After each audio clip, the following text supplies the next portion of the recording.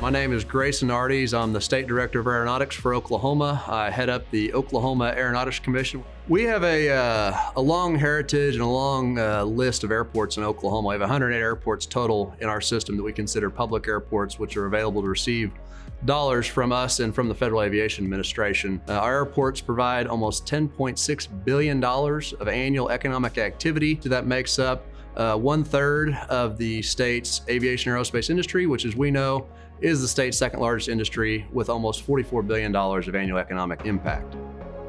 The one thing that I tell young people all the time about aviation aerospace is the fact that it is like a tight-knit family. We have so many different people that are so connected, and we're all just trying to foster the next generation of aviation professionals. We're trying to foster the aviation industry to continue to grow. We're trying to foster the state of Oklahoma and the aspects of aviation aerospace. The aerospace industry in the state of Oklahoma has a significant impact across our state. That means there's jobs, there's pilots, there's all types of entities, businesses out there for you to be able to find a wonderful career in and find a passion for your future.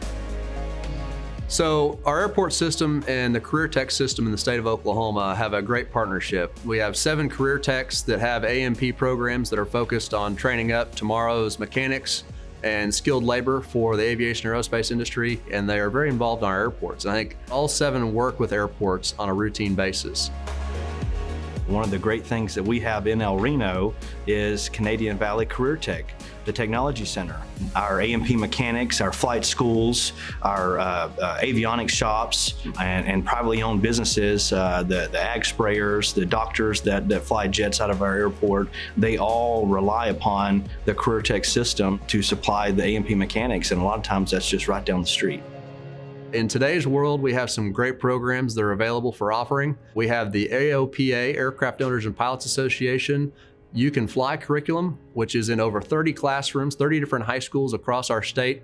Those 32 high schools that are teaching the AOPA program this year lead the country. We are number 2 behind Texas that has 39. So we hope here in the next year or two, we can overtake Texas and become the number 1 state in the country.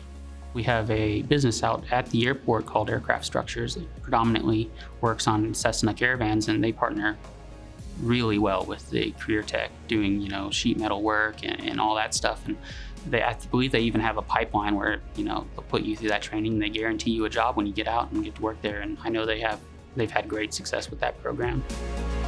Personally, I believe that any direction that you go within the industry can open up that next door. Take it for me, I started on maybe plan A, and it seems like I'm on plan Z right now. But the thing is, I've enjoyed every aspect of the industry that I've worked in, and it has been such a rewarding and exciting career.